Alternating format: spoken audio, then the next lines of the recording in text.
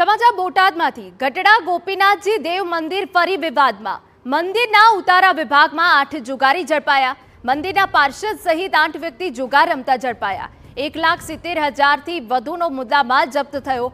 પાર્ષદ હરિકૃષ્ણ બહારથી લોકોને બોલાવીને જુગાર રમાડી રહ્યા હોવાનું તપાસમાં સામે આવ્યું છે। તો ગઢડા ગોપીનાથજી દેવ મંદિર ફરી એક વખત વિવાદમાં આવ્યું। મંદિરના ઉતારા વિભાગમાં 8 જુગારી ઝડપાઈ ગયા હોવાની વિગત છે। મંદિરના પાર્ષદ સહિત 8 વ્યક્તિ જુગાર રમતા ઝડપાઈ ગયા છે।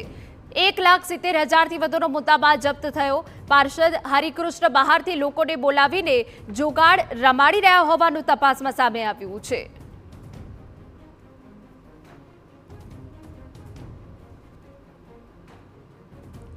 $1,70,000 થી વધુનો મુદ્દામાલ જપ્ત થયો હોવાની વિગતો અહીંયા મળી રહી છે। મંદિરના ઉતારા વિભાગમાં 8 જુગારી ઝડપાઈ ગયા છે। આચાર્ય ગ્રુપના માણસ છે, એસપી સ્વામીના ઠેકેદાર છે। આઈ થિંક મને માહિતી છે ત્યાં સુધી એમને ત્યાં જ રોજે જમે છે, એ જમતા હતા, પણ ટૂંકમાં અમારે એની સાથે કોઈ લેવા દેવા નથી। મંદિર એને વખોડે છે।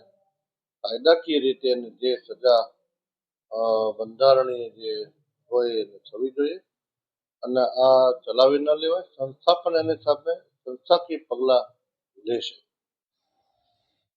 અમારા સંવાદદાતા બ્રિજેશ સાકરિયા વધુ વિગતે વાત કરવા જોડાયા છે। બ્રિજેશ, પૂરી વિગત।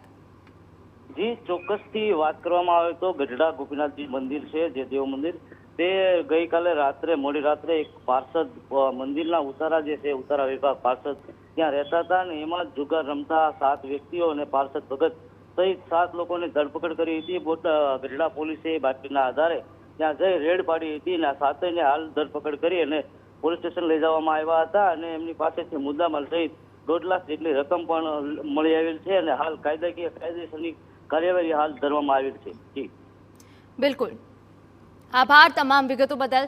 તો મંદિરના ઉતારા વિભાગમાં 8 જુગારી ઝડપાઈ ગયા છે, જો કે પોલીસે વધુ તપાસ હાથ ધરી છે।